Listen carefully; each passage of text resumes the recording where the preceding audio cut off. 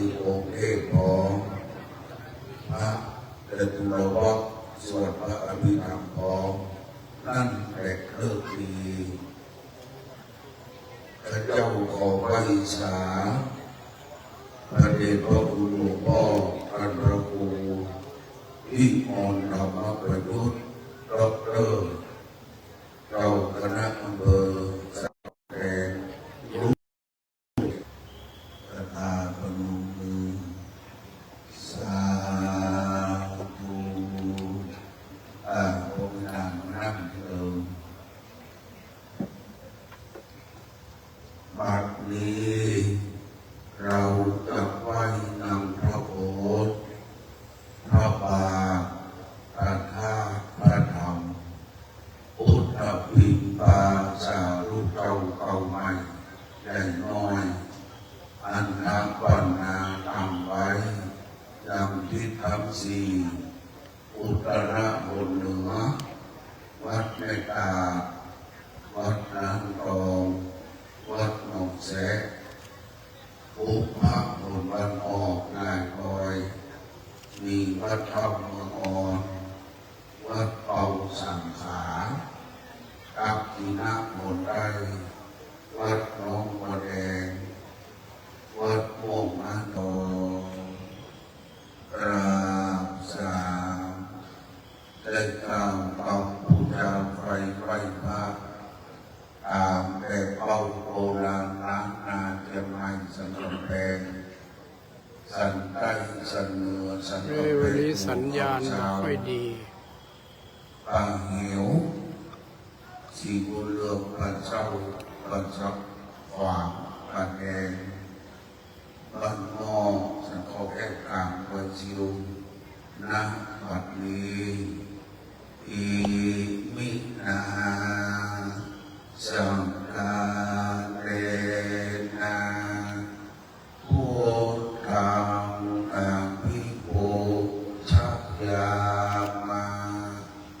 อิมินาสังฆาเรนะธัมมังอภิปูชยามาอิมินาสังฆาเรนะสังฆังอภิปูชยามาอะระหังสัมมาสัมพุทโธภะคะวาพุทธังภะคะวันตังอภิวาเทมิสวากขาโตภะคะวะตาธัมโมธัมมังนัมมัสสามิสุปฏิปันโนภะคะวะโตสาวกสังโฆสังฆังนะมามิตั้งใจสมาทานเอาศีลเป็นวาระที่สองพระเจ้าประสงค์สวดธรรมนิยามส่วนหนึ่งแล้วตั้งใจเอาศีลจากพระเดชพระคุณหลวงพ่อต่อไปมายังพันเตติสังเน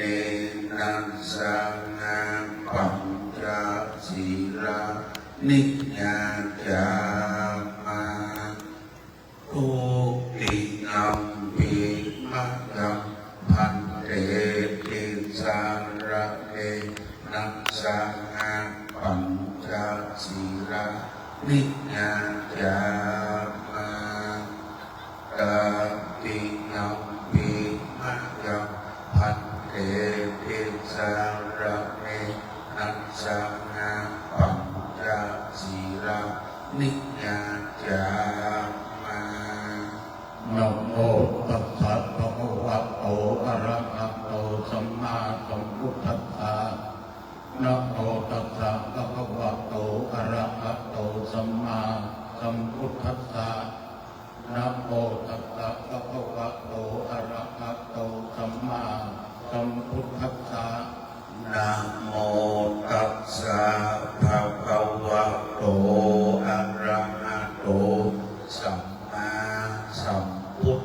สะนะโมตัสสะภะคะวะโตอะระหะโตสัมมาสัมพุทธัสสะนะโมตัสสะภะคะวะโตอะระหะโตสัมมาสัมพุทธัสสะพุทธังสรณังคัจฉามิพุทธังสรณังคัจฉามิสรณังคัจฉามิธัมมังสรณังคัจฉามิธัมมังสรณังคัจฉามิสังฆังสรณังคัจฉามิตุติยัมปิพุทธังสรณังคัจฉามิตุติยัมปิพุทธังสรณังคัจฉามิตุติยัมปิธัมมังสรณังคัจฉามิตุติยัมปิธัมมังสรณังคัจฉามิตุติยัมปิสังฆังสรณังคัจฉามิตุติยัมปิสังฆังสรณังคัจฉามิยัมปิพุทธังสรณังคัจฉามิกาติยัมปิพุทธังสรณังคัจฉามิยัมปิธัมมังสรณังคัจฉามิกาติยัมปิธัมมังสรณังคัจฉามิยัมปิสังฆังสรณังคัจฉามิกาติยัมปิสังฆังสรณังคัจฉามิปิปาทาเวระมะนีสิกขาปัตตังสมาธิญาณิปานาติปาตาเวระมะนีสิกขาปัตตังสมาธิญาณินาทานาเวระมะนีสิกขาปัตตังสมาธิญาณิอาทินนาทานาเวระมะนีสิกขาปัตตังสมาธิญาอาเมตุมิจฉาจาราเวระมะนีสิกขาปัตตังสมาธิญาณิกาเมสุมิจฉาจาราเวระมะนีสิกขาปัตตังสมาธิญามุสาปัตตาเวระมะนีสิกขาปัตตังสมาธิญาณิมุสาวาทาเวระมะนีสิกขาปัตตังสมาธิญามิสุราเมรยมัจจปมาทัฏฐานาเวระมะนีสิกขาปัตตังสมาธิญามิสุราเมรยมัจจปมาทัฏฐานาเวระมะนีสิกขาปัตตังสมาธิญามิอิมานิปัญจสิกขาปัตตานิสีเลนะสุขติยันติสีเลนะโภคสัมปทาสีเลนะนิพพุติยันติตัสมาสีลังวิโสทะเยสาธุสาธุสาธุลำดับต่อไปจะได้กดสวิตช์เทียนส่องธรรมไหว้สาพระเดชพระคุณหลวงพ่อท่านพระครูวินิจสุภาจารย์เจ้าคณะอำเภอแม่ออนรูปที่หนึ่งเจ้าวาดวัดสังกำแพงหลวงเมตตากดสวิตช์บูชาพระธรรมพระเทศนาสาธุชนพนมมือนะครับเลิกเงียบนะครับธรรมแห่งพระพุทธเจ้านั้นอาทิกันระยานัง มีความไพเราะในเบื้องต้นนั่นคือศีลมัชเชกัลยาณังมีความไพเราะในท่ามกลางคือสมาธิปริโยสานะกัลยาณังมีความไพเราะในที่สุดนั่นคือปัญญาไวชาเทวดาเจ้ามือโลกจักรวาลเทวดาเจ้ารักษาพระนอนพระบ้านแม่ภูคาศักดิ์สิทธิ์เทวดาเจ้าจุดโดนจุองค์รักษาวัดดอยชิวดอยป่าชิวเขากัตตินีจุดโดนจุองค์ไวชาพระมหาเถระมัชฌิมเถระอนุเถระสามเณรทุกรูปทั้งอรัญญวาสีวัดป่าธรรมยุทธข่าวมาวาสีวัดบ้านอานิขายพ่อแม่สนาตีนจองออกวัดทุกท่านคืนนี้เป็นคืนสุดท้ายได้รับเมตตาธรรมจากพระเดชพระคุณหลวงพ่อท่านพระครูอาทรวิสุทธิคุณครูบาเจ้าบุญตันปณิสุทโธอายุ80 พรรษา60เจ้าคณะอำเภอแม่ตาช้างหางองค์รูปที่7เจ้าวาดวัดหนองตองหลวงตำบลหนองตองเขตเทศบาลตำบลหนองตองพัฒนาพระเดชพระคุณหลวงปู่หลวงพ่อเป็นพระนักเทศน์เอาฟังมรดกธรรมกับเมืองทุกวันมีความม่วนและเข้าใจง่ายวันนี้เป็นบุญของพี่น้องสังฆแปลงไม่ออกตั้งใจฟังนะบัดนี้พระมาจะโลกาธิปติสัพพัมปติปัจอัญชลีอันทิวรังอัจญาจทาสันติธาสัตตาปรัชกัจฉาติกาเทเสตุธัมมังอนุกัมปิมังปัจฉังนะโมตัสสะภะคะวะโตอะระหะโตสัมมาสัมพุทธัสสะนะโมตัสสะ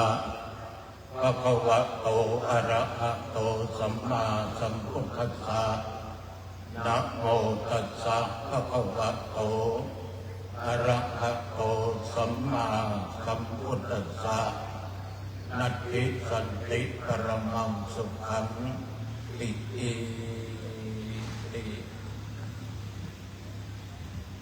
ธัมเมนักถานับวันนี้จะได้นำเอาพระธรรมอันเป็นศาสนคำสอนในทางพระพุทธศาสนาการเทศนาแก่ท่านทั้งหลายได้รับฟังกันปาโลกเดชในการที่ท่านพระครูบรรพตวรพิทักษ์หรือว่าครูบาขยันสัจจวโรวงเล็บอินทพวงได้ถึงแต่มรณภาพไปเมื่อวันที่15 เมษายน พุทธศักราช 2569 ท่านทั้งหลายท่านครูบาขยันสัจจวโรนี้ท่านมาเป็นเจ้าอาวาสจำพรรษาอยู่ที่วัดดอยชิวเมื่อ2550รวมที่มาจำพรรษาอยู่ที่นี่ได้19 ปีพรรษาที่ท่านบวชเป็นเจ้าได้45 พรรษาเพราะท่านมรณภาพอายุได้65 จะ 65ปาโลกเดชเหล่านี้ในคืนนี้อาตมาภาพจึงได้รับนิมนต์อย่างสังฆสามัคคี อันมีคณะสงฆ์อำเภอสันกำแพงและอำเภอแม่อ่อนตลอดจนญาติโยมทั้งหลายทุกสารทิศที่เป็นมิตรในทางธรรมและประการสำคัญญาติโยมที่คือการอุปถากอุปถัมภ์วัดดอยสิวเฮานี้ได้เป็นเจ้าภาพร่วมกันนิมนต์มาเทศน์ในคืนนี้กระผมเองก็ต้องขออนุโมทนาขอบใจคารวะบูชาน้ำคิดน้ำใจของพระมหาเถระอันมีตั้งพระครูวิมลญาณประยุทธ์ด็อกเตอร์เจ้าคณะอำเภอสันกำแพงเจ้าอาวาสวัดร้องนวลแดงซึ่งคืนนี้ท่านมาเป็นประธานสงฆ์นอกนั้นก็มีหลวงพ่อท่านพระครูวินิจสุภาจารย์เจ้าคณะอำเภอแม่อ่อนเจ้าอาวาสวัดสันกำแพงหลวงท่านพระครูจิตรพัทราพรรองเจ้าคณะจังหวัดเชียงใหม่ลำพูนแม่ห้องสอน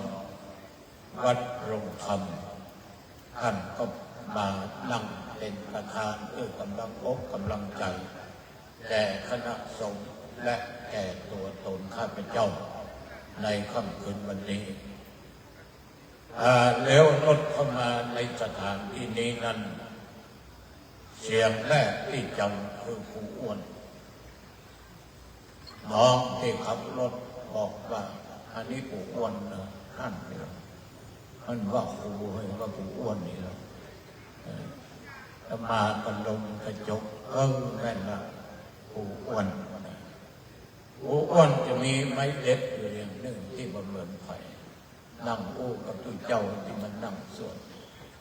คือจำชื่อตุ้เจ้าได้หมดและจำชื่อมาได้ยังพอนะก็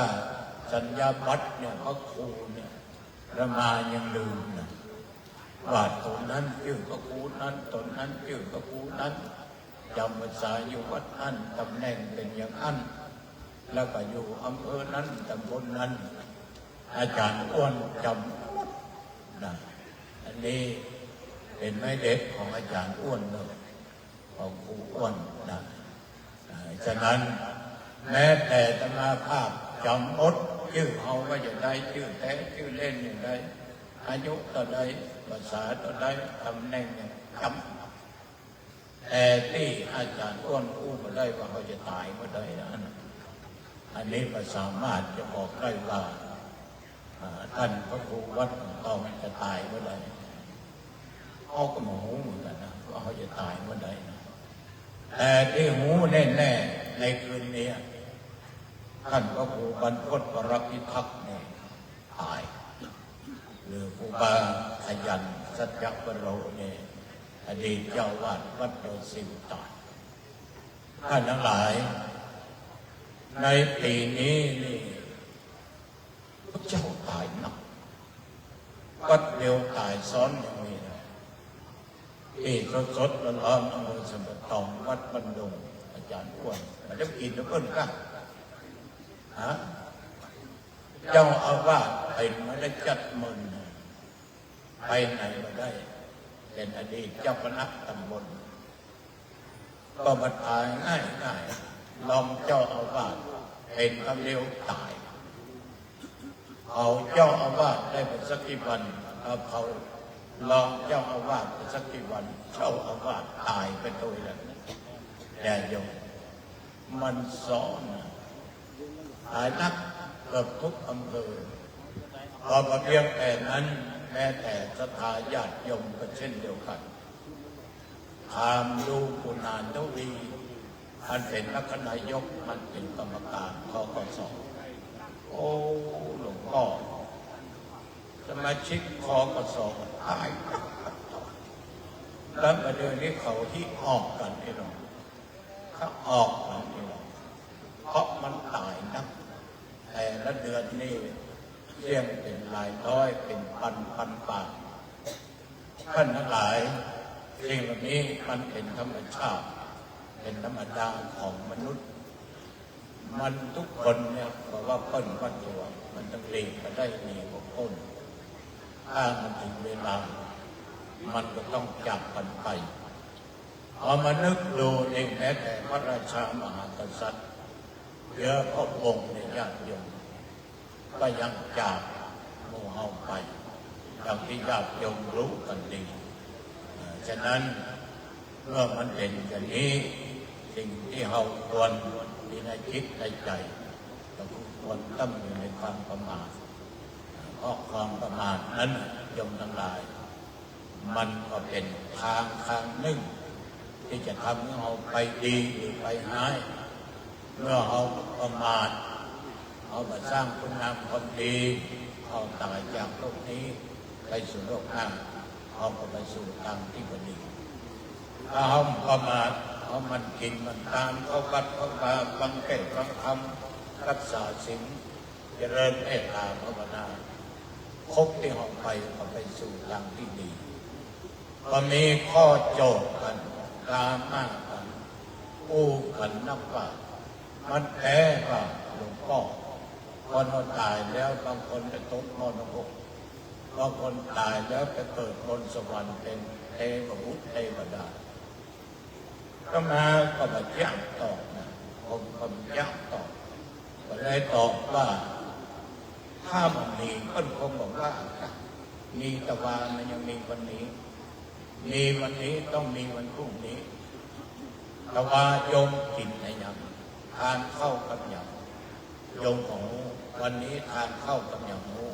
แต่พรุ่งนี้ถ้ามันได้กะไว้เราสามารถที่จะรู้ได้ว่าเราจะกินข้าวกับยำดังนั้นพบหน้าจากหน้านั้นมันคงไม่ได้บัญญัติไว้คู่กันไว้แต่มันก็มีหลายท่านหลายคนเขาบอกเขาเชื่อมันมีนรกสวรรค์นี้มันเป็นคำที่พระเจ้าทั้งหลายเขาคู่กันมาได้ประการสำคัญหมู่นักเทศเนี่ยเขาแปลงดีกับตัวเขาผัวเจ้าบ้านไปกินไปทานเขากัดเขาบาอันนี้ก็สดมันมีแม่ออกมาจากอำเภอแม่อายเป็นแฟนคนแรกฟังข่าววิทยุก็เป็นโรคมะเร็งทีนี้ก็ฟังรายการอยู่ตลอดก็อยากจะหันหน้าทุกเจ้าหนุ่มทองว่าตุ๊กหนุ่มทองมีหน้าตายอย่างไรรูปร่างอย่างไรใครพบใครปักหมอนัดมาที่โรงพยาบาลฝั่งนี้ก็เลยบอกกับลูกหลานว่าขอไปส่งให้แม่ไปวัดหนุ่มทองตอนแม่มึงจะตายญาติโยมท่านทั้งหลายแม่ออกวันนี้ก็มาที่วัดนมาก็เอวทางหน้าเพิ่นก็ประทานน้องที่เฝ้าอยู่ห้องนั้นว่าอันอุบาก็ถูกต้องตรงไหนเป็นอยู่ก่อนน้องก็บอกว่าประเทวผ่านแม่ไปเหมือนที่ผมคิดหนออันกะให้ฟังก็เสียงอาหารตัวเพิ่นสักเตือกผ่านแล้วอยู่บ้านแม่สาวอำเภอแม่อายจังหวัดเชียงใหม่เป็นโรคมะเร็งติดเต้านมญาติโยมได้มาหลายปีแต่มาดูสุขภาพแม่ออกคนเนี่ยแข็งแรงมากเอวแก้วคล่องต้องไว้การอู้กันจารีมาก็สงสัยก็ได้ถามว่าแม่ออกเป็นไงสุขภาพดีโอ้หลวงพ่อข้าเจ้านี่ออกกำลังกายทุกวันนึงบริหารทุกวันเต้นไปเขาทุกวันนี่หรอเพิ่งมันเกี่ยวข้องว่องไวก็เลยถามว่าไม่ออกอายุก็ได้ปีนี้77ได้78นั่งเข้ามาแล้วอ่อนก็รวมไป2 ปี3 ปี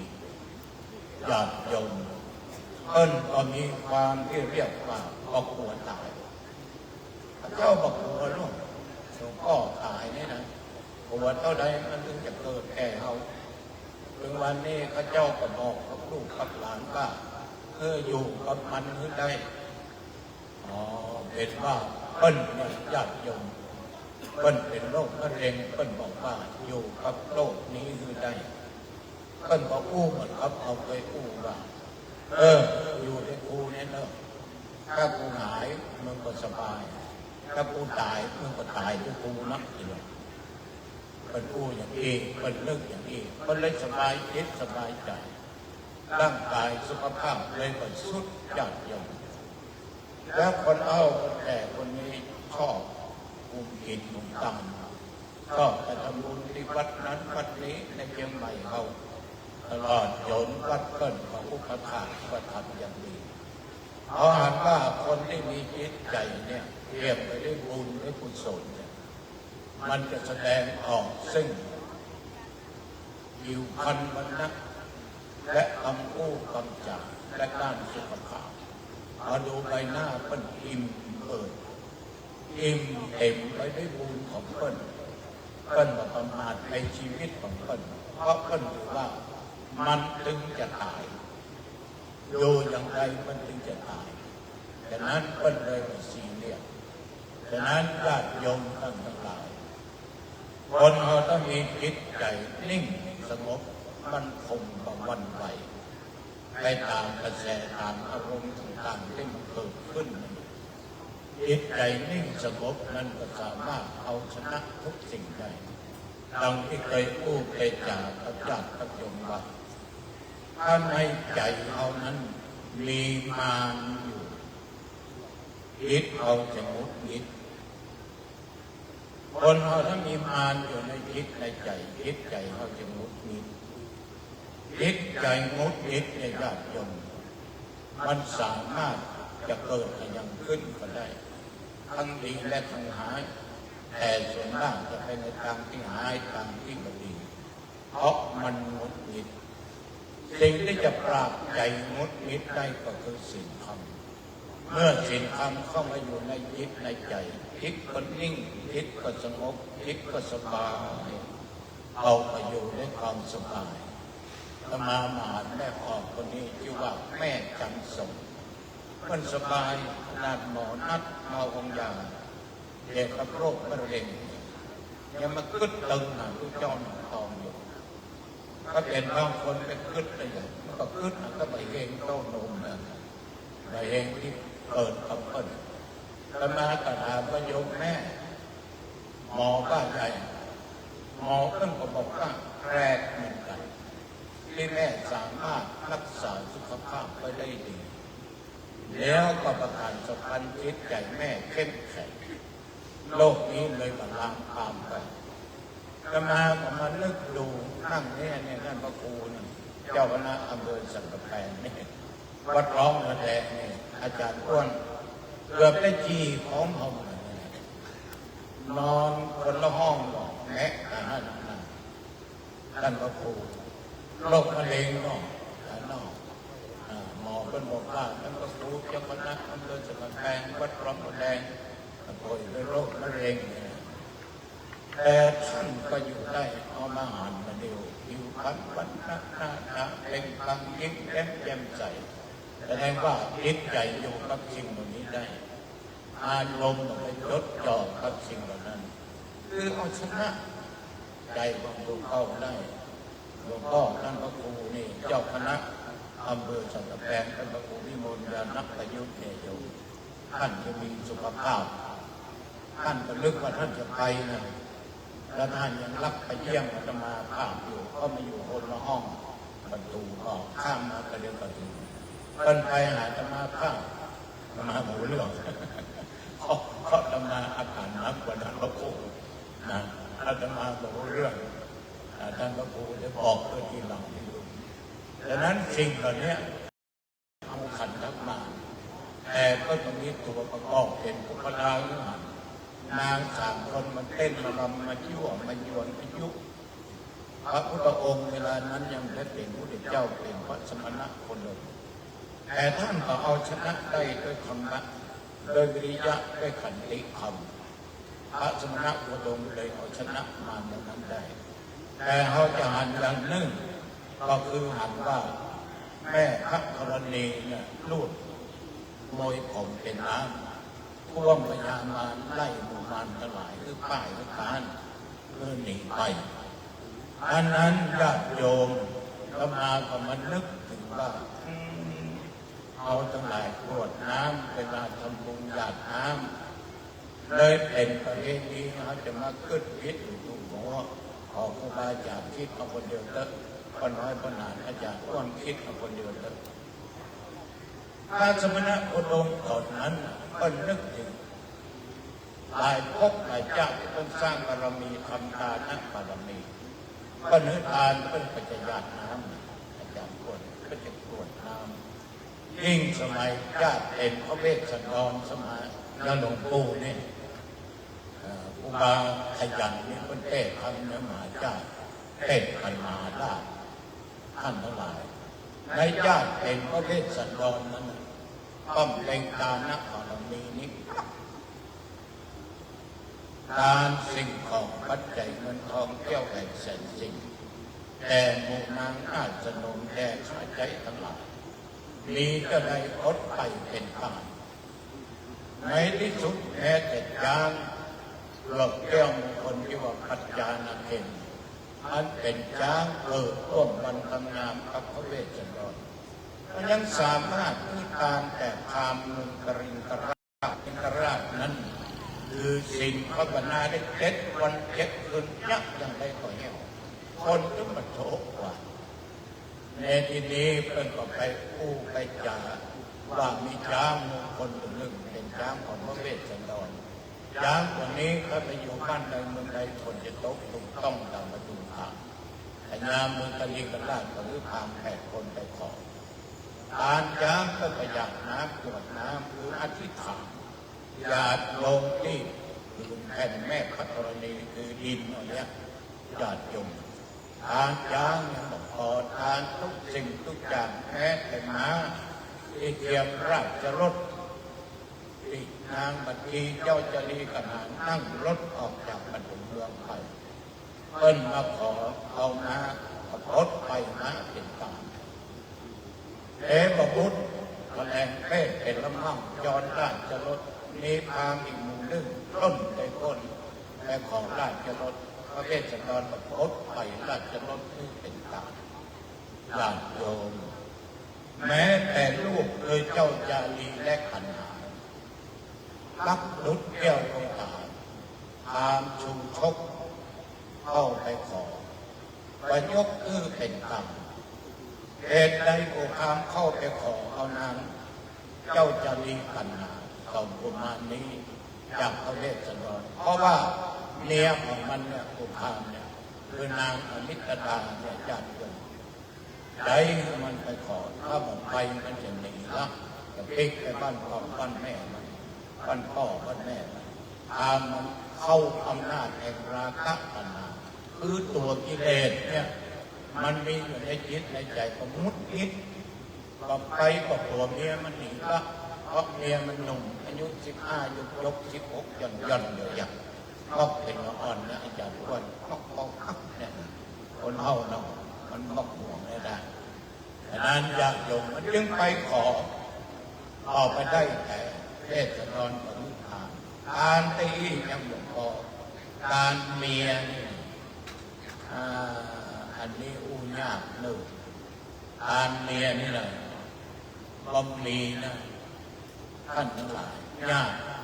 ไปอินหูว่าพระเวสสันดรไปก็ขอนางบัญชีไปถึงที่ทานแล้วจะมีไปดูแลอุปถัมภ์ประทานก็จึงอัปเปตเป็นทางเขาเรียกว่าอินทาสัพพะเข้าไปขอเอาพระนางบัญชีเวสสันดรก็รู้ตามแต่ว่าพระอินทร์ก็เอาคืนนึกหยาดน้ำหมายการลงไปเมื่อเวลาเกิดมารขึ้นมาพระโจรพระสมณะโคดมก็นึกถึงที่ว่าตัวเองได้ยืนตามเล่นกวดน้ำคือแม่พระธรณีคงจะรับรู้สะสมไว้นางธรณีไปพุดขึ้นมาลูดไว้คงเป็นน้ำท่วมหัวมารตัวนั้นคือกิเลสที่เอาชนะได้คือความเพียรและขันติธรรมเอาชนะมารตัวนั้นจึงได้สำเร็จเป็นพระสัพพัญญูพระพุทธเจ้าญาติโยมก็ออกไม่ออกเอามานึกถึงอุบาขยันสัจจวโรเนี่ยมาอยู่วัดดอยซิวได้ถึง19 ปีตำนาภาพว่าตัวท่านอยู่องค์เดียว วัดนี้อยู่องค์เดียวโดดเดี่ยวก็มีใครมาอยู่เป็นเพื่อนไม่เร็วตึ้งเกิดปัญหาขึ้นวัดดอยสิวไม่มีพระอยู่เลยต่างคติเขาว่าเป็นวัดพระคนนอกแกก็ว่าวัดนาพี่ก็บอกหลวงพ่อเจ้าคณะอำเภอว่าจะเอาไปไม่อยู่นะนี่นะหลวงพ่อบอกว่าครูบาเนี่ยเราเป็นคนนี้คนถามพระเจ้าละเปิ้นอยู่อำเภอไม่ได้เปิ้นไปสร้างวัดโบราณหลวงพ่อเปิ้นจะบอกมาละไปสร้างวัดสร้างวาอยู่ทุ่งรักนี่นะเนี่ยมันก็เลยเป็นปัญหาในญาติโยมทั้งหลายวัดดอยซิวนี่เป็นวัดไม่ชื่อมีเสียงนะเอาได้เห็นกินอิสับเหมือนคนแข่งบอกไฟรู้น้องคนน้องคนแข่งบอกไฟกันมีตัวเจ้าตัวหนึ่งตะบนหนองทองก็หนุนกันนะเขาคูตามาคุดเลือกแล้วเป็นแข่งบอกไฟโดยซิวอันครูกันไหนแข่งบอกไฟก็เขานะครับที่เราที่ไหนโดยซิวที่เราญาติโยมคนที่หุ่นก็ไปจะรู้กันดังนั้นท่านหลายท่านขยันแน่อยู่นี่ได้ถึง19 ปีแสดงว่าอยู่ด้วยความอดความทนความอดความกั้นทุกสิ่งทุกอย่างจนกระทั่งต้องจากหมอไปแต่ปัญหาว่าจะเอาใครมาอยู่เนี่ยเป็นตัวปัญหาถามทุกเจ้าที่นั่งส่วนประมาณทิกประมาณตายนั่งไก่หลวงพ่อหลวงไก่มุ่งเงี้ยเลยหรอกอยู่วัดสมังแพงหลวงนอดมาคูน้องมือก้ามือรักก้าถ้าอยู่ท่านมีถึงทิพย์คนโตคนปัญหายากนะอาจารย์อ้วนประบวนนี่บอกนะหมอเขาจะรับเป็นหัวหน้างานล่างขออนุญาตมาเป็นผู้ประชาหรืออาจารย์อ้วนก็ได้คนยากญาติโยมดังนั้นสิ่งเหล่านี้กระแตะบอกว่ามันอยู่กันได้บางครั้งเนี่ยเขาถูกมารมาประโจนอยู่ในจิตในใจมันก็ทำจิตใจของมุจิตมารตัวนี้สำคัญยิ่งญาติโยมในเรื่องของปัญหาคือความอยากตามวัฒนาพระวัฒนาวิภวัฒนาความโลภความโกรธความโกรธประมาเคยยกอุปมาประมาณญาติโยมฟังหลายครั้งมีไม่ออกคนหนึ่งญาติโยมทั้งหลายมีครอบครัวมีลูก2 คนกระจายหนึ่งไม่ยิงครอบครัวนี้เป็นครอบครัวใจบุญโยมผู้หญิงนี่มาทำบุญตักบาตรทุกวันครั้งแล้วมาส่งอาหารพิเศษคือแต่พระเจ้าพระเนรได้ฉันอยู่ตลอดเวลาคนเอามาลากไม้ตามฤดูกาลแม่ออกนี่จะซื้อมาถวายแม่จะทำมาผ้าก็ได้ฉันกับเพิ่นนะแต่ทีนี้ญาติโยมแฟนของเพิ่นนี่เคยบวชเป็นเน้นแต่ลาสิกขาออกไปเป็นน้อยชื่ออย่างอาตมาก็บอกท่านหลายอยู่มาด้วยกันอีกจนร่ำจนรวยเรียกว่าอยู่ในระดับเงินล้านเพราะว่าเป็นเศรษฐีเป็นเศรษฐีแต่คนเราเนี่ยมันรวยแล้วมันมีสถานแล้วยากจนไอ้ตัวตัณหาที่ก็เกิดขึ้นไอ้กามตัณหาความอยากจะมีไม่ก็มีแต่ได้อีกไม่คนอยู่ตะวันออกห่างจากบ้านเก่าไปประมาณกิโลกว่าแฟนของเพื่อนที่เป็นโยมไม่ยิงก็บอกว่าจะมักกรรมแต่กรรมบ้าก็ลุงก็กรรมของพระเจ้าแท้แต่เพิ่งคนนี้ครอบครัวนั้นพยายามมองมุดมิดสักตัวไหนแต่ประเมินมานานเอาแห่งตะวันตกห่างไปกว่า1 กิโลปัดไม่เห็นคนท่านทั้งหลายได้ไหมตอนนี้ยงไปยิงกับมุดมิดลมม้วนไปวัดไปปลากับไปปรึกษาหารือจะยักอย่างไรนั่นพระเจ้าดึงก็ม่วน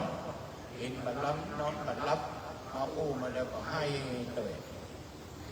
เอาไปถามว่าพญาย้ายมันก็เป็นความเป็นเล่นของไปของมันอากาศ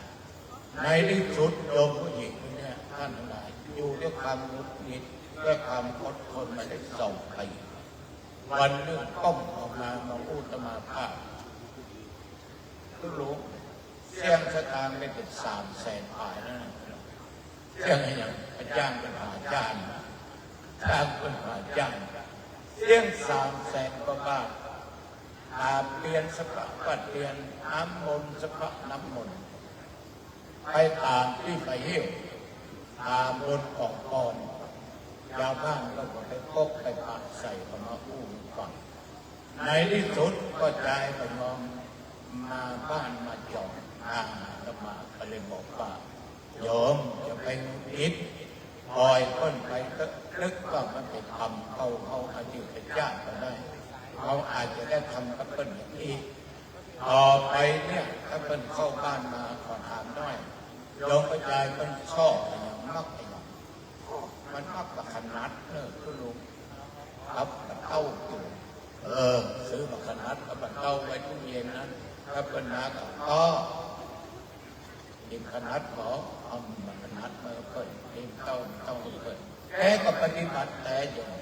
ในที่สุดวัน1-2 เดือนโยมก็ใจกลับมาลำเก่าลำเดิมอยู่บ้านได้4-5 เดือนเส้นเลือดแตกเพราะนั้นเป็นอัมพฤกษ์อัมพาตโยมไม่ยิงของมุดอิดมันใจเหมือนแล้วมาเหมือนพ่อมาเหมือนหลังกันแล้วมาเป็นทุกข์กันแล้วทุกข์ต่ออันยังพอทุกข์ที่โยมในบ้านเพิ่นมาวัดวันศีลวันธรรมวันธรรมดาก็มาส่งนั้นส่งนี้ถวายเพื่อแก่ทุกข์จะเด่นโยมกระจายกับปากอ้มเลยมันจิตใจมันล้วนเละจิตใจมันมากด้วยต่างมักราคะด้วยต่าง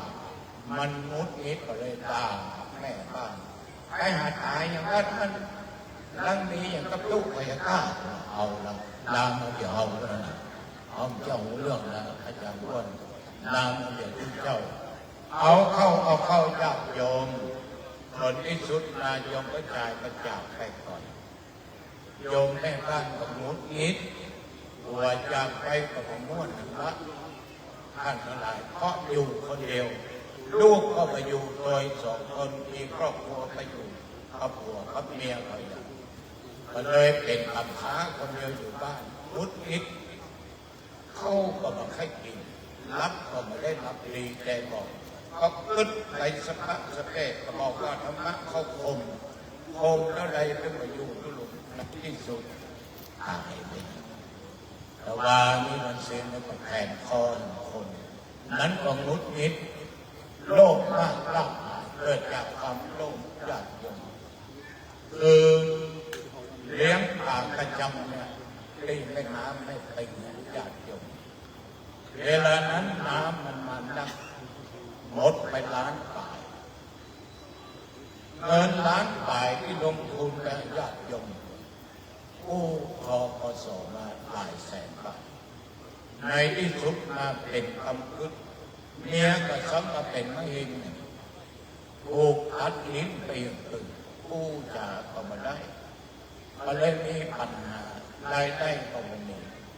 เลยตัดสินปัญหาตัวเองแผ่นคอที่หลังบ้านอายุใน50 กว่าปี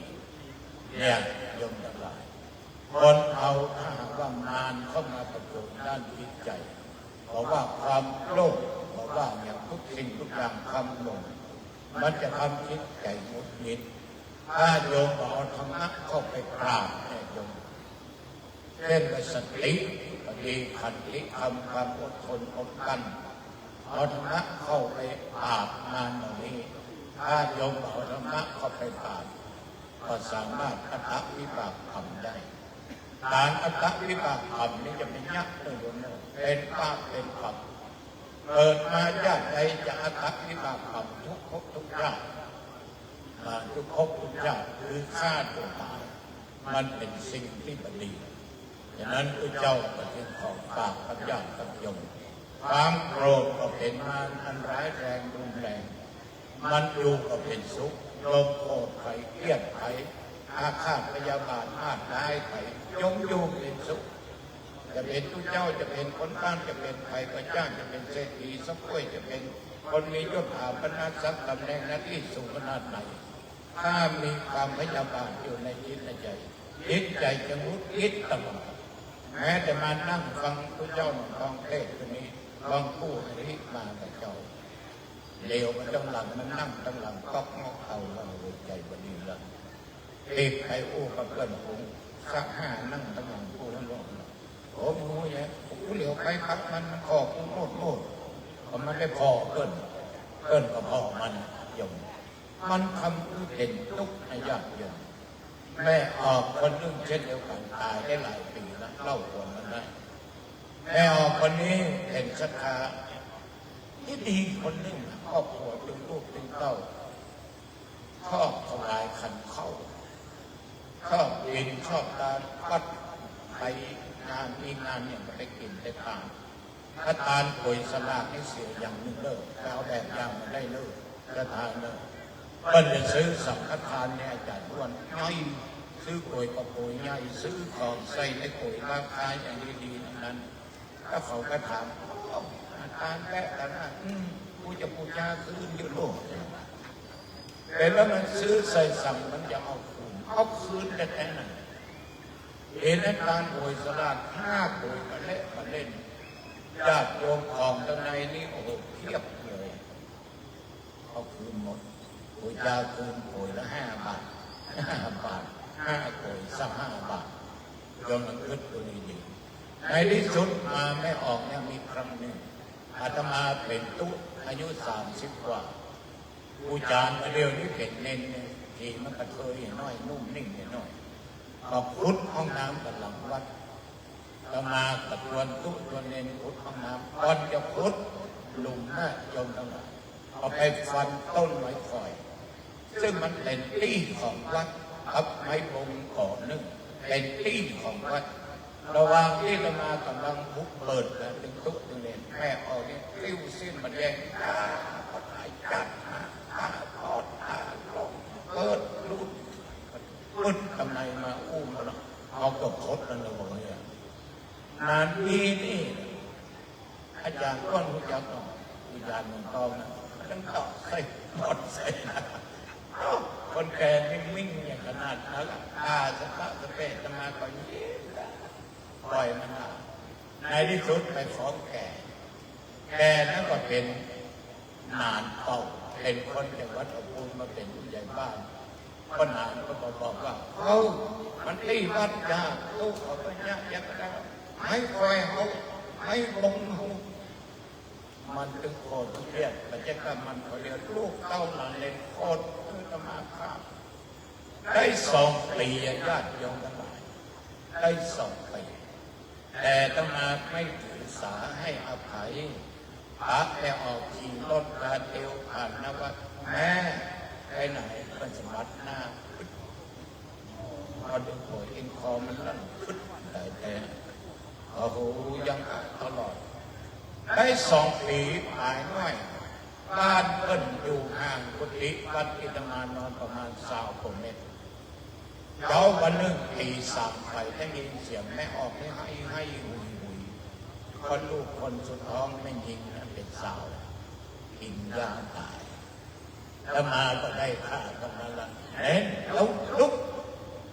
กไปพอแล้วบ้านแม่มาเป็นยังลุกเล่นโดยคนลุกอ๋อเวลามันกินยาตายลุกอะไร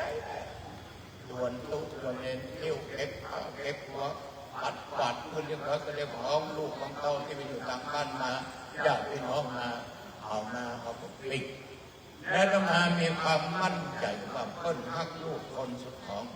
อย่างไรแม่นี่ต้องไปทานขันเข้าให้ลูกมันแน่แจ้งมาธรรมาก็เปิดห้องรับแขกนั่งเก้าอี้รอประมาณ7 โมงกว่าไปรอไว้ยกขันเข้ามาแล้วท่านอะไรเอาขันเข้าทำลงกับข้าพระเจ้าแล้วก็ข้าธรรมาท่านจะไปถือสาหาโทษแม่เลิกที่เข่าที่หลังที่ได้บ้าอย่าไปแม่มันบอกเรื่องจะไปเป็นบ้าเป็นกรรมมันด่าเขาจะรู้มันก็เป็นบ้าเป็นกรรมไปแล้วท่านนั่นแหละเขาบอกเขาบอกโคตรแม่รู้เขาไปแม่แล้วก็เป็นอย่างแม่จะเอาศพกีฬาไป3 วัน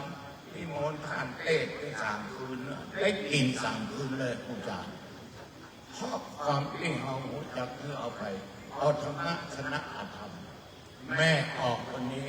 เลยกลับมาเป็นดีกว่าทุกคนเข้าวัดออกวัดเห็นการตั้งขันเขามาคำเทศน์บางคำอยู่ได้ปีตายมาเมื่อเปิ้ลแล้วเขาก็ทำนะที่มันด่าเขานั่นหรอกทำมันตายก็ดีตายก็งามโยมทั้งหลายลูกเต้าบานสักคนนั่งอยู่อินเสาตายน้ำลายก็ย้อยเต้ยเลยเอาไปหันให้โตข้าพ่อยแม่ทำมาพ้นตู้กันแล้วตู้ก็จำเป็นต้องไปญาติโยมท่านทั้งหลายธรรมะเนี่ยสามารถเอาชนะอธรรมได้สามารถเอาชนะทุกสิ่งทุกอย่างได้หัวกิเลสจะเป็นกิเลสสมานขันธมารอย่างใดก็ตามที่มันจะเกิดจากกายเวทนาอรูปเวทนาสัญญาสังขารท่านทั้งหลายเพราะมารถ้าเกิดกับใครคนไหนคนใดเนี่ยมันจะทำจิตใจเขาหงุดหงิดมันไม่สงบฉะนั้นท่านทั้งหลายถ้ามันเกิดจากความโลภเกิดจากความโกรธเกิดจากความหลงเกิดจากความอยากเกิดจากพยาธิความพยาธิก็เป็นกิเลสผู้อ้วนก็อย่างเอาพยาธิเป็นกิเลสถ้าตอบได้ตัวนี้ก้อยนึ่งดีเนาะยกมือผู้อ้วนเลยพยาธิก็เป็นกิเลสเนี่ยแปลกดีเหมือนกันเนาะ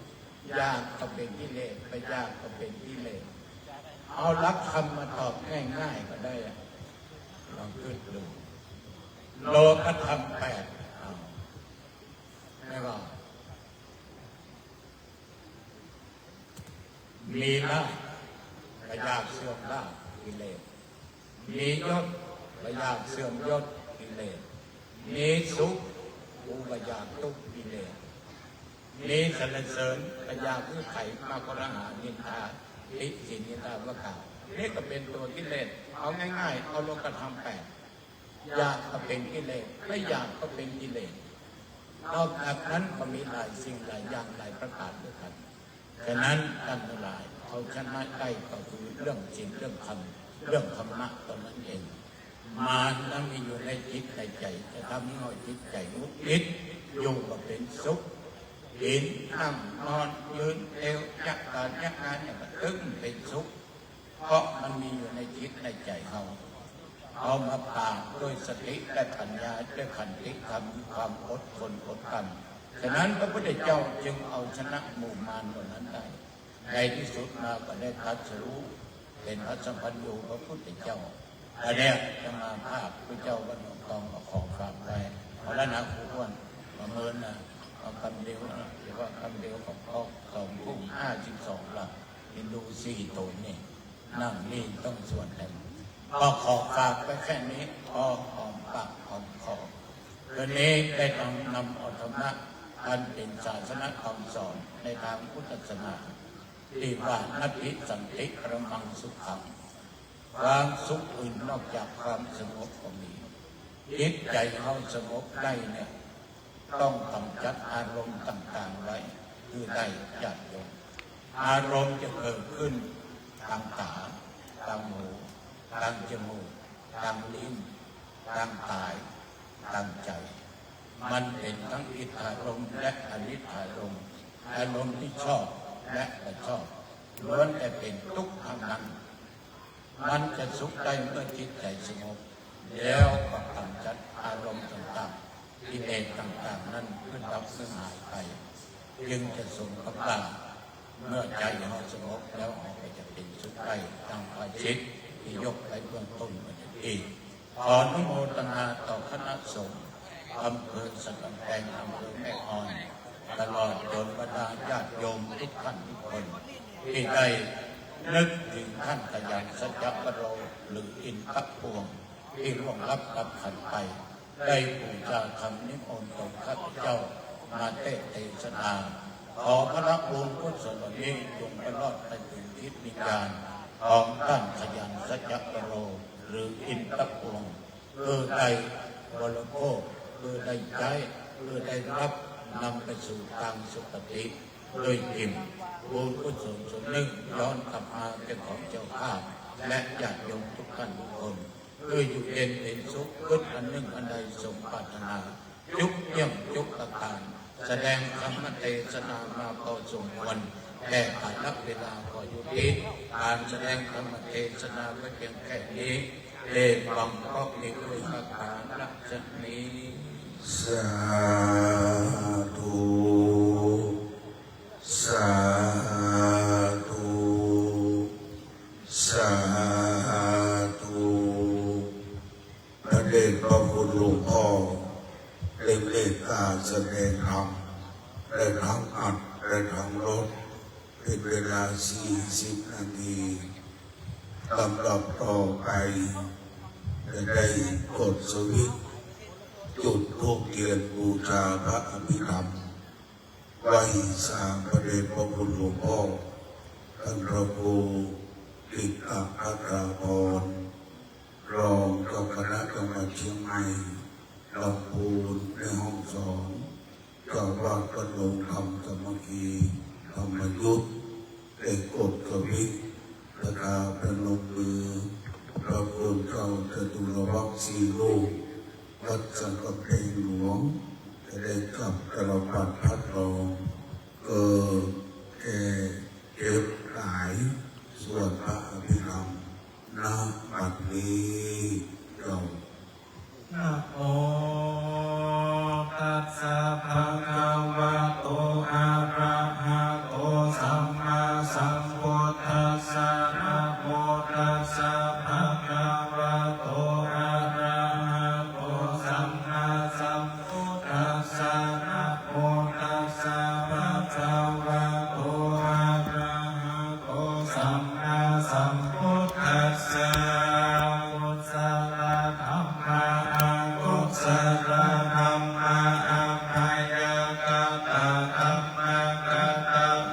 ธัมมะกุศลยัสสะมิงสัมมาเยอัมมะวะจารังกุศลังนิกังอุปันนังโอติโสมานัสสะสะหะภะตังญาณังสัมปายุตตังรูปารัมมะนังวาสัทธารัมมะนังวาทันตารัมมะนังวาวาสารัมมะนังวาโอตปารัมมะนังวาธัมมารัมมะนังวายังยังวาปานาราปาตัสสะมิงสะปะเอนะโสโหตินาเวเอโกโหติเทวะปันนาตัสสะมิงสะปะเออันเนปิอาทิปัตติกาสัมมุปันนาอารูปิโนหัมมาอิเมธัมมากุสลาปัญจขันธารูปะขันโตเวทนาขันโตสัญญาขันโตสังขารขันโตวิญญาณขันโต นี่มันได้หูบด้วยเนอะวันนี้นะ นี่ได้หูบเลยหลวงปู่เอานั่งกินจิรูปังอติตานังคตาปัจจุบันนังอาจัตตังวาภาหิตาวาโอราลิกังวาสุโคมังวาหินังวาปะทิตังวายังโตเรวาสันติเอวาตันเตนะจังอาภิสัญโยหิตวาอาภิสังคิปิตวาอายังพุทธเตรูปังอังโตอังสังฆโมอังสังฆโมสังฆาหิเตนะอังสังฆาหิตังอังสังฆาหิเตนะสังฆาหิตังสังฆาหิเตนะสังฆาหิตังอังสังฆาหิเตนะอังสังฆาหิตังสัมปายโยโควิปายโยโคสัมปายโยเตนะวิปายโยตังวิปายโยเตนะสัมปายโยตังอังสังฆาหิตังจะปัญญาติโยกันตาปัญญาติอายันตังนาปัญญาติทันโตอัญญาติสัจจะปัญญาติอินทรียปัญญาติปุกตะลาปัญญาติกิตาวาตาปุกตะลานังปุกตะลาปัญญาติสัมมาญาวิโมตโตอาสันนาญาวิโมตโตโกปะธัมโมอะโกปะธัมโม ปาริหานะธัมโมอัปปาริหานะธัมโมเจตนาภะโพอนุรักขานาภะโพพุทธานุโมอะระโอภะยุปะระโตอะภะยุปะระโตปะปะอะมะโนอะภะภะอะมะโตนิยโตอะนิยโตปฏิปันนาโกปะเลทิโตอะระหะอะระหะตายะปฏิปันโนอะโมอะโลภะอะปะติสัจจิกัตถะปะละมะเทนะติอะมังกายโยจันจิกัตโตปะละมะโตตัตโตโสภะโลภะละปะติสัจจิกัตถะปะละมะเทนะตินะเอวังวัตตะเปอะจานาหินะหังอะติโกอะโล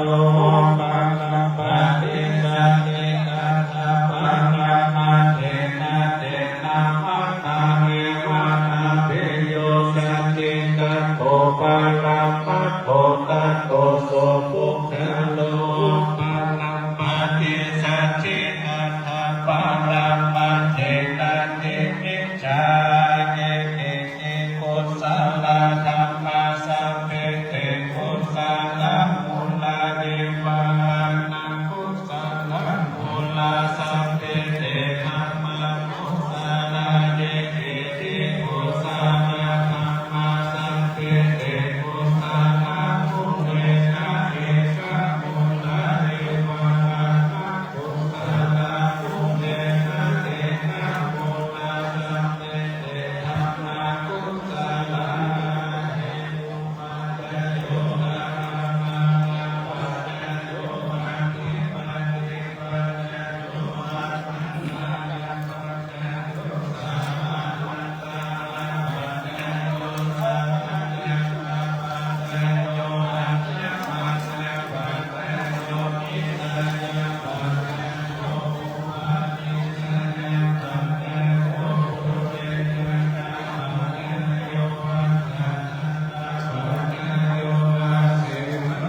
ปัจจโยธัมมาปัจจโยวิปัสสนาปัจจโยอาหารปัจจโยอินทรียปัจจโยจักขปัจจโยปัคคะปัจจโยสัมปยุตตปัจจโยวิปโยตปัจจโยอภิปัจจโยมัคคิปัจจโยวิปัสสนาปัจจโยอวิปัสสนาปัจจโย สาธุสาธุสาธุท่านสรแสงได้ลาตุจาโยมให้เรียบร้อยและกลับไปนั่งที่เดิมด้านหน้าหน้าปิยากันมามอบผ้าคือแก่พระคุณเจ้าจำนวน8 ชุดทำรายชื่อที่พระควรจะได้นิมนต์อันลาทุนิบาลมอบผ้าที่กันโตของเราไว้สาพระคุณเจ้า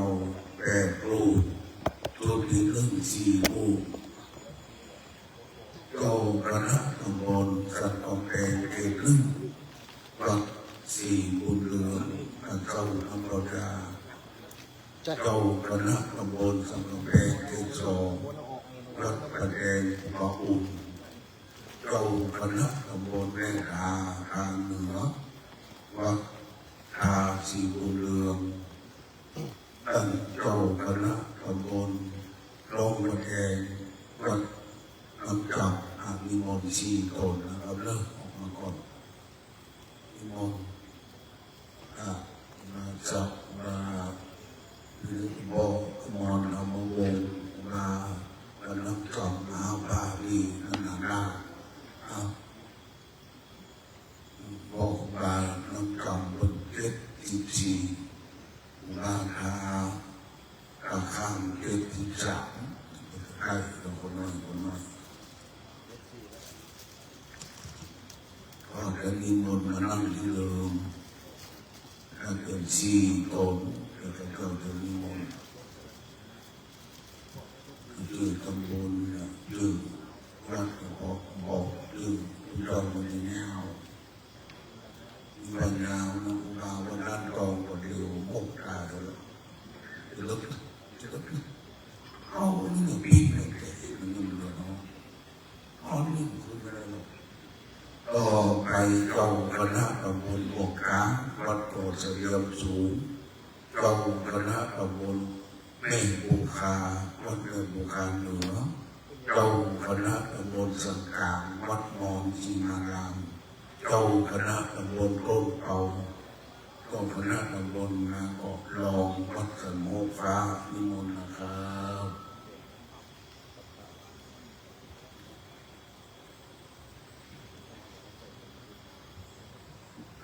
พระครูตะเลพระครูบาอาจารย์บาววัดที่มานำยึดน้องมาตุลุงสอบเอารถกินกันมันยึดน้องนะโมลูกเป็นที่อาจารย์สอบเอาธรรมครูบางพ่อคนขายแม่คนขายนั่นมาหมดเลยให้โอ้โหพ่อเมีย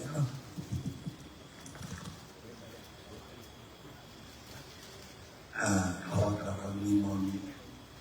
อาจารย์ลูกนั่งที่เดิม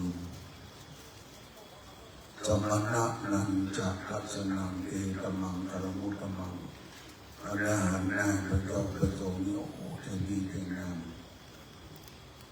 หลวงพ่อวัดหนองทองนะโอ้โหจะดีงามแล้วเรา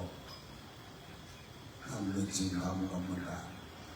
ไปสร้างพระคุณเจ้าจับแต่ละปัดพัดรองพิจารณาบุญสราพนมมือนะบัดนี้เขาอนิจจาวัตสังขาราอุปาทุยธรรมิโนอุปาทิตวานิรุตทันติเตสัมอุปสัมโมสุโขสาธุสาธุสาธุนกกระกางตั้งเลยสอดแสงนันนาดาต้องตั้งเลยร้องบูชาโยมก่อนเก็บบูชาโยมทุกครั้งน้องพ่อในราชสำนักในพระบรมราชวังโอ้คนนี้คือนะมีน้องผู้พ่อข่าวนะมีในประเทศโลกนี้เมืองไทยอยู่เนื้อเป็นสง่างามโดยเฉพาะมันมีหลวงพ่อที่นั่งงดงามพระเจ้าเรียนพระเจ้าเดินงดงามโอ้โหตามตัวตาเรียบร้อยมานั่งที่แต่โบราณนี่เรื่องนางโอวันเรื่องต่อไปกับเกณฑ์การพระพุทธการพระเจ้าการเจ้าพระราชสังฆาในประเด็นเกิดที่ทำให้ไปสาพระเดชพระคุณพ่อท่านพระครูอดุลยานประยุทธ์เจ้าจันทิพย์นะเจโนรองเจ้าคณะบริษัทของเพลงบาวัดองค์มาไกล19ประชา59เกิดเสียงหลวงพ่อหลวงพ่อปีหน้าตอนนี้ก็เห็นไงเจ้าคนไข้โง่เอาเลยแล้วมาบ้านที่เมื่อเอาเลยประตอนคุยอ้วกของว่าคุยเรื่องเรื่องงานมาแล้วลุงเป็นครูเป็นครูนี่แปลผีไปโอ้แปลเก็บสิมานั่นนะเก่าพอน้องโมเดลโมเดลจังเขาเมื่อสักคนไก่ดีวันนั้นพัดน้องโตมาดูกันเข้าไปแล้วก็เราเมื่อรู้ไปซื้อ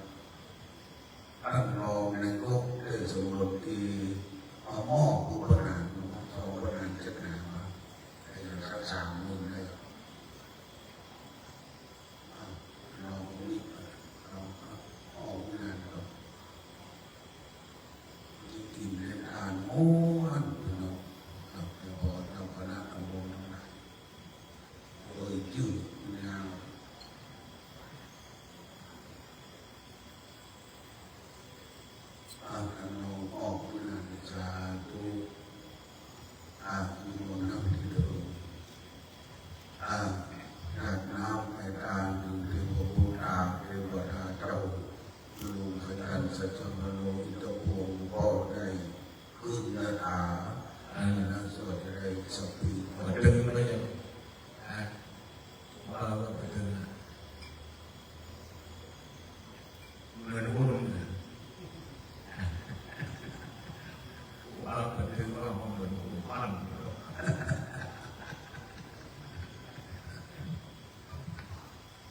ทำโมทำใจจากน้ำไปตามน้ำปัจนี้จบยะถาปฏิปังหาภูราปฏิภูเรนติสาครังเอวะเมวะกิโตทินังเอตนังอุปปปติอิทินังปฏินังตุมหังคิปะเมวะสมิตโตตะเปปรินโตสัมปปาจัตโตปัตตะโตยะถามัคคิโกติระโสยะถาวิปัสสานโตสัพพะโตโอวินัสสันตุมาเตภวัตโตตนะโยสุเขอายุโกภวะอภิวาทนาสิริสันเตจังวุฒาปัจจายิโนจัตตารโอธรรมาวัฏฏันติอายุวันโนสุขังภาลังอัจจันตโพธัพพินาทิ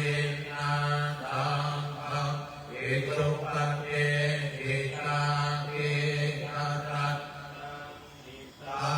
จาตาภานาโตอุปกาปฏิโตทิตังโมจัมมัญญังนิพัตติโตเตนะนะอุวัฏฏาปัตตาอุราคาปัตตัญจกิโอนัมมันโตปะเทนังตุเกหิอุญญังปัสสุตังนันนังปะปานติภวตุสัพพมังราภันตุสัพพเทวตาสัพพโพธานุภาเวนะสัทธาโสทิภวังตุเตภวตุสัพพมังคันตังรักขันตุสัพพเทวตาสัพพธรรมานุภาเวนะสัทธาโสทิภวังตุเตภวตุสัพพมังคันตังรักขันตุสัพพเทวตาสัพพธรรมานุภาเวนะสัทธาโสทิภวันตุเตสาธุสาธุสาธุเงียบกำลังเอาโบราณล้านนาเจียวไม้สังกำแพงรอยจิววัดหูคือมันพบโป่งสามประเด็นการ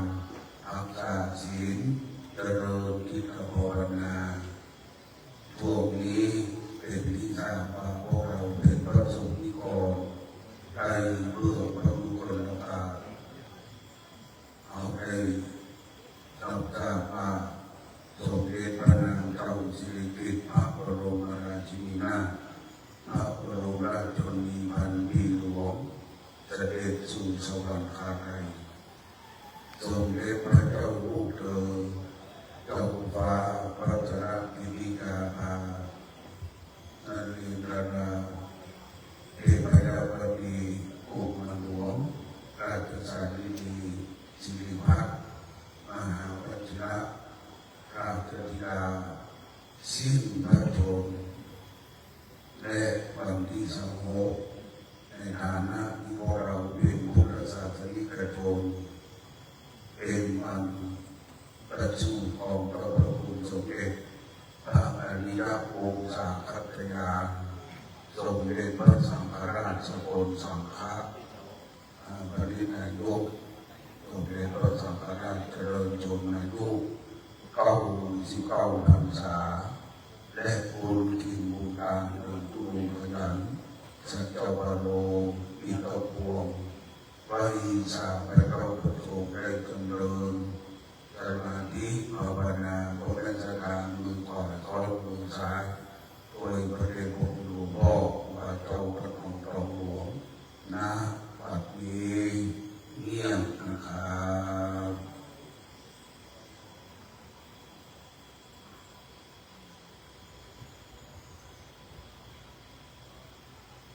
พอควรแก่เวลาผู้ได้สถานสาธุชนประนุมมือครูบาอาจารย์บอกว่าภาวนาน้อยนิดออกไก่โป่งกินน้ำจางกระดิกหูงูเล่นเล่นออกถึงผู้มีพระคุณทั้งหลายญาติน้ำอาทานพอกันนะเลิศอีกังกานางกัมมังเลปานนางปานโยหนทุโนนิจังอิตังชีลังปานนางปัญจโยหนทุโนนิจังอิตังปานางกัมมังเลปานนางปัญจโยหนโนนิจังยังกิมจิโกสันรังกันปังกัมมังสัพเพหิกันเตหิกันปุญญันโนอนุโมทันโตสุนันโตโอเยเทวาอัจฉัมมิงนาเมอันเตอินายุอาจันตาวันตุสัพพะสัพนังโจกีอัตตานังปันริหะนังโกนังปิตาโจกีตาวันโตตุขาปามุนสัพเพญาณังกาโจกีตาวันโตตุขามุนตันโตสัพเพอัญญาตังกาโจกีวันโตตุขาปามุนตันโตสัพเพวิสาสัพเพสัพเพเกตาโจกีตาวันโตตุขามุนตันโตสัพเพนังคัตตาโจกีวันโตตุขาปามุนตันโตสัพเพเทวาโจวันโตตุขาปามุนตันโตสัพเพอาจารริโยปัญญาโจตาวันโตตุขาปามุนตันโตสัพพะสัมปันนังสามิกังโตโกวันพาน้อยพระมหาเถระมัชฌิมาเถระอนุเถระสามเณรทุกคนอัปปาราตวาสีวัตปาธรรมยุทธคามอวาสีวัตปานาธิกายอาวุโสสูงสุดในสังฆมณฑลคืนนี้พระเดชพระคุณหลวงพ่อพระบรมราชาธิสุธิคุณฝ่ายเจ้าคุณอันปริจุโภแต่สีโภทิปัจฉาพร้อมลงมาพระเดชพระคุณครู สบายเนาะ ท่านพระครูอนุญาโนประยุทธ์มาจันทิพย์และนาโนมาวัดวงไทยเก็บสิบเอาสิบเอาภาษาลองมาทำสามบาเก่าคณะตำบลหกล้าน บางวัดออกเฉลียวสูงบางช่วย78ประจา58ในปัจจุบันองค์วันตาเมพังเดชปังอาลังธรรมธัมมังทัพเนปังเดมัญญัง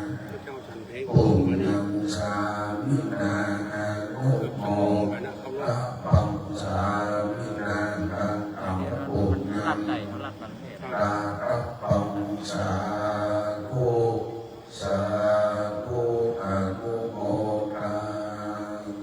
รัตโนธรรมาพันติอายุวันโนสุขังภลังสา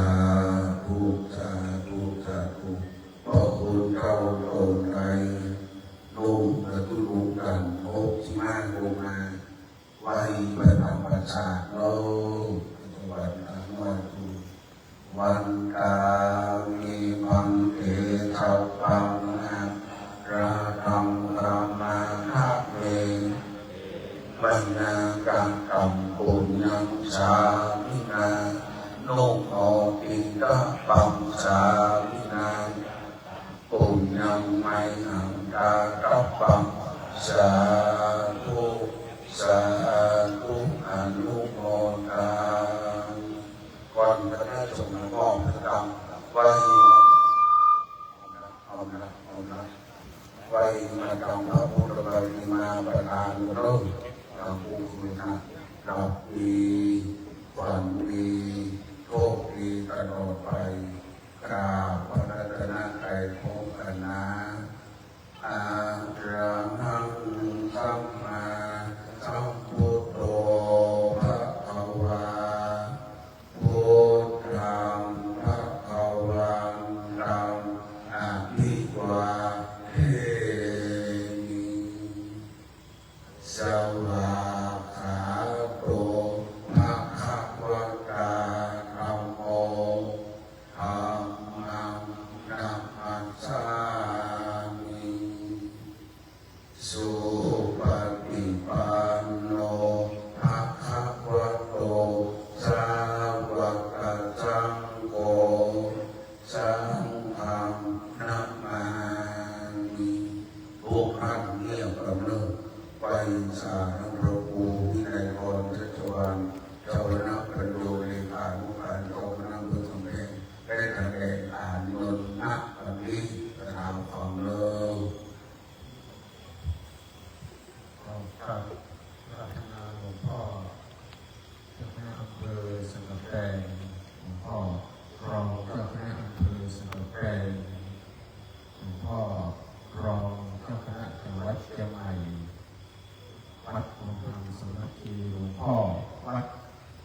เจ้าคณะอำเภอหางลงลูกลึกนะครับพระภิราภิรัตเจ้าคณะทุกรูปนะครับทุกคนที่ด้านหน้า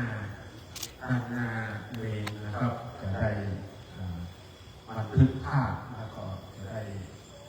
ถวายเงินสงเคราะห์นะครับขอนิมนต์คณะสงฆ์เอาไปยืนอยู่ข้างหลังนะครับเดี๋ยวจะได้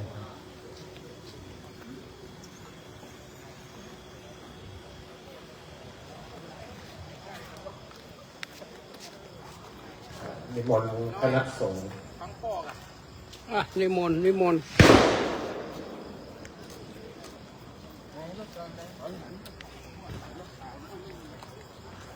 นิมนต์มาเยอะเลยครับให้การทางหน้าให้การลงไว้ ฟังเทศครับนิมนต์หลวงพ่อฟังเทศครับ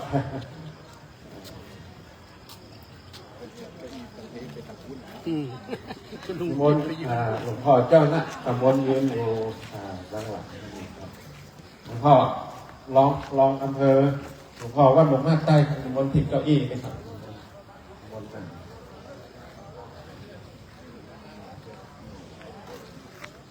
หลวงพ่อสระแปงครับนิมนต์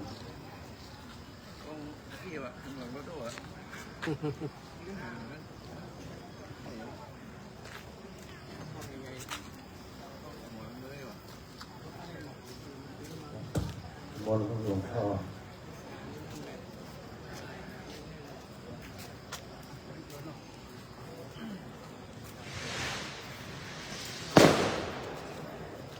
นิมนต์หลวงพ่อวัดหลวงธรรมครับนิมนต์หลวงพ่อ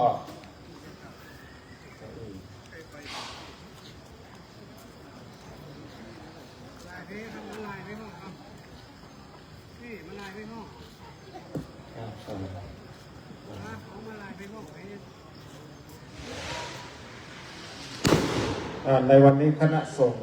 อำเภอสะกับแปงอำเภอแม่ออนจะได้มอบเงินสงเคราะห์ศพท่านพระครูบรรพตวรพิทักษ์ขยันสัจจาวโรอดีตเจ้าอาวาสวัดดอยซิวตำบลห้วยทรายอำเภอสะกับแปงจังหวัดเชียงใหม่โดยจะบอกให้ทางท่านเจ้าคณะตำบลนิมนต์ท่านเจ้าคณะตำบลมารับในนามรักษาการแทนเจ้าอาวาสวัดดอยซิวนิมนต์ตั้งหน้าเงินได้ทั้งหมดเป็นเงินสดนี่หักค่าใช้จ่ายในการเป็นเจ้าภาพจำนวน 10,000 บาทก็ที่เหลือณปัจจุบันก็107,000 บาทก็จะได้ขอเจ้าคณะอำเภอได้มอบนิมนต์ท่าน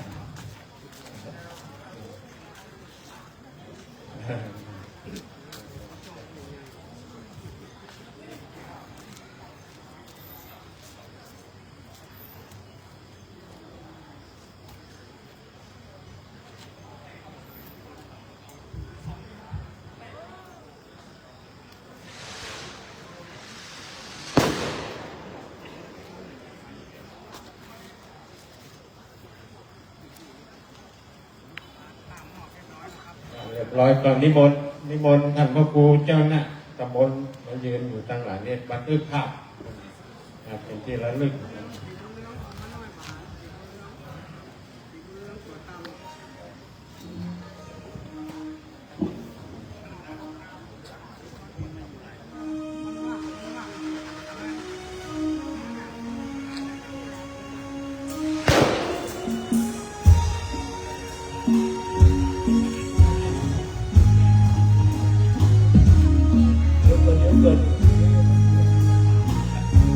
โมแฮแป๊บเดียวเป็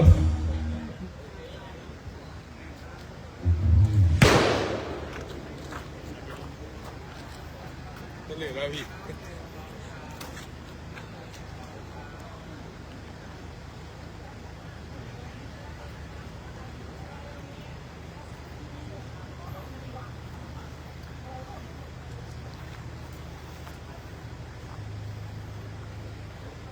ดังเลยเข้าอนุโมทนาขอบคุณกับช่วยกันทำมาหากินหรือเปล่า